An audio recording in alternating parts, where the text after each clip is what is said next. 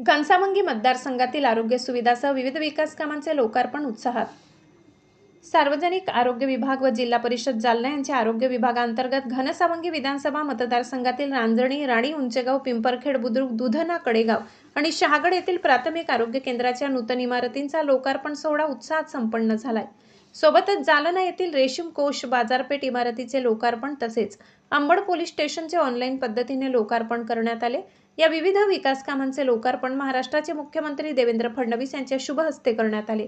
या प्रसंगी पालकमंत्री श्रीमती पंकजाताई मुंडे, मंत्री श्री संजयजी सावकारे, खासदार श्री कल्याणराव काळे, आमदार श्री बबनराव लोणीकर, आमदार श्री अर्जुनराव खोतकर, आमदार हिकमतदादा उढाण, आमदार श्री संतोष दानवे, आमदार श्री नारायण कुचे, प्रशासकीय अधिकारी श्रीमती शैलाजी श्रीकांत आणि श्रीमती आशिमा मित्तल यांची उपस्थिती होती।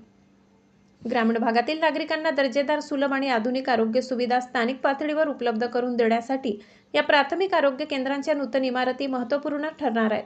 त्यामुळे नागरिकांना उपचारासाठी दूरवर जाण्याची गरज कमी होऊ आरोग्य सेवा अधिक प्रभावीपणे उपलब्ध होण्यास मदत होणार आहे। तसेच जालना येथील रेशीम कोष बाजारपेठेच्या नूतन इमारतीमुळे रेशीम उत्पादक शेतकरी व व्यावसायिकांना अधिक चांगल्या सुविधा उपलब्ध होण्यास मदत होणार आहे। अंबड पोलीस स्टेशनच्या नूतन सुविधांमुळे पोलीस प्रशासनाच्या कार्यक्षमतेला बळ मिळून नागरिकांना अधिक सुलभ व प्रभावी सेवा उपलब्ध होण्यास हातभार लागणार आहे। घनसावंगी विधानसभा मतदारसंघासह संपूर्ण जालना जिल्ह्याच्या विकासाला गती देणाऱ्या या विविध प्रकल्पामुळे आरोग्य, शेती, बाजारपेठ आणि कायदा सुव्यवस्था या क्षेत्रातील पायाभूत सुविधा अधिक सक्षम होणार आहेत। या विकास कामांमुळे ग्रामीण व शहरी भागातील नागरिकांना विविध मूलभूत सुविधा अधिक सक्षमपणे उपलब्ध होऊन जिल्ह्याच्या सर्वांगीण विकासाला चालना मिळणार आहे। माधव न्यूज महाराष्ट्र संपादक सुरेश पोटे। इतकंच अशा आणखी महत्त्वाच्या बातम्या पाहण्यासाठी आमच्या सोबत जोडलेले रहा। आमचा व्हिडिओ लाईक, शेअर आणि चॅनल सबस्क्राइब करायला विसरू नका। धन्यवाद।